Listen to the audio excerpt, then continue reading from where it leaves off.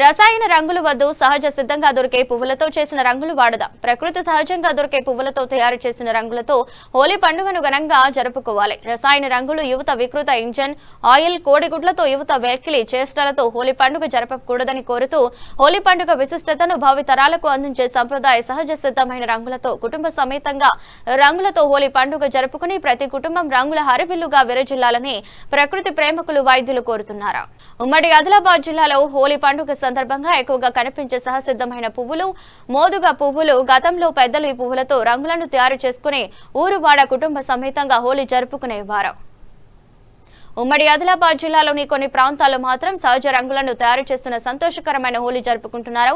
కొన్ని పాఠశాలల్లో హోలీకి కొన్ని రోజుల ముందు నుండే పువ్వులతో రంగులు తయారీ పిల్లలకు అవగాహన కల్పిస్తూ వారితో ప్రకృతి సహజంగా దొరికే మొదుగ పువ్వులతో రంగులను తయారు చేస్తుంటారు. యువత హోలీ పండుగను సంప్రదాయబద్ధంగా జరుపుకోవాలని కోరుతున్నారు.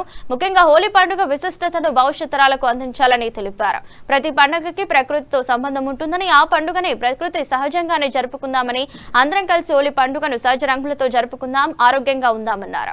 అందరికీ హోలీ పండుగ శుభాకాంక్షలు. నేను మీ డాక్టర్ కిరణ్ కుమార్. రేపు జరగబోయే హోలీ పండుగను న్యాచురల్ ఫ్లవర్స్తో చేసిన కలర్స్ తోటే జరుపుకోవాలని కోరుకుంటున్నాను.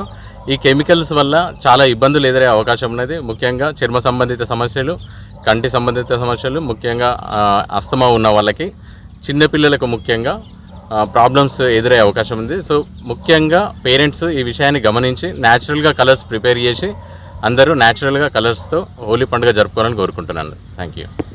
న్యాచురల్ కలర్స్తో అందరూ హోలీ పండుగ జరుపుకొని ఆరోగ్యంగా ఉండాలని కోరుకుంటున్నాను. Thank you. మిత్రులందరికీ హోలీ పండుగ శుభాకాంక్షలు. దేశంలో జరుపుకునేటటువంటి అతి పెద్ద పండుగగా చెప్పుకోవచ్చు. ఇది పురాతనమైనటువంటి మహాభాగవత పురాణంలో ఉన్నటువంటి ఆది మహావిష్ణువు అయినటువంటి విజయానికి, హిరణ్యకశిపుని యొక్క కుమారుడైనటువంటి ప్రహ్లాదుని యొక్క విజయానికి ప్రతీకగా పురాతనం నుంచి జరుపుకుంటున్నటువంటి అతిపెద్ద పండగ ఇది. చిన్నపిల్లల నుంచి పడితే పెద్దల వరకు అందరూ సంబరాలను విజయానికి సంకేతంగా జరుపుకునేటటువంటి సంబరాల పండగ ఇది. అందరం సంతోషంగా జరుపుకోవాలి. మనం చిన్నప్పుడు కూడా ఇటువంటి నేచురల్ ఫ్లవర్స్తో మనం చెట్లెక్కి మనము అడవిల ప్రాంతంలోకి ఈ పూలను తీసుకొచ్చి కలర్లతో తయారు చేసుకునే పండగ జరుపుకునే వాళ్ళం. కానీ నేడు అది అంటే కోడిగుడ్లతోని, కందెనతోని యువత అనేది చెడిపోయి అటువంటి వాటితోని హోలీ పండుగను అంటే దాని యొక్క పండుగ యొక్క విశిష్టతను కోల్పోయేటటువంటి ప్రమాదం ఉంది. కాబట్టి దయచేసి యువత కూడా అటువంటి వాటికి కోడిగుడ్లతోని కానీ, కందెనతోని కానీ వాటి పోకుండా నేచురల్ ఫ్లవర్స్తో తయారు చేసేటువంటి కలర్స్తో జరుపుకోవాలని చెప్పేసి అని కోరుకుంటున్నాము.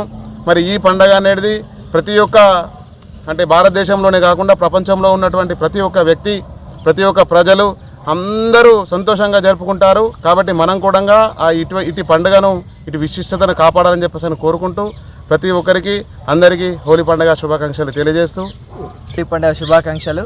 నేను మీ బాషెట్టి శివ అడ్వకేట్ని.